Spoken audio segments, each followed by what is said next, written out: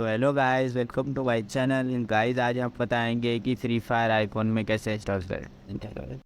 तो गाइस चलो चलते हैं स्क्रीन पे। ये हम आ गए स्क्रीन पे गाइस।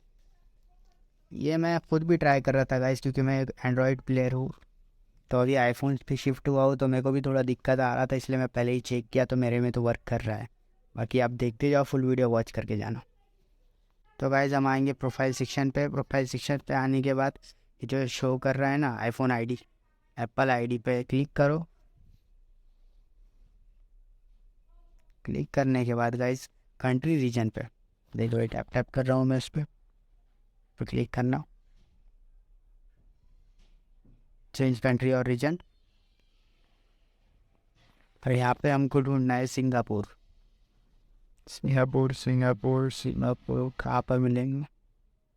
Singapore Singapore.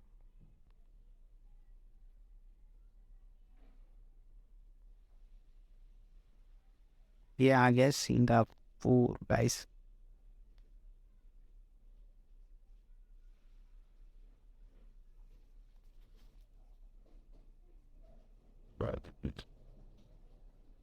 सिंगापुर पे क्लिक करने के बाद एग्री पे क्लिक करो।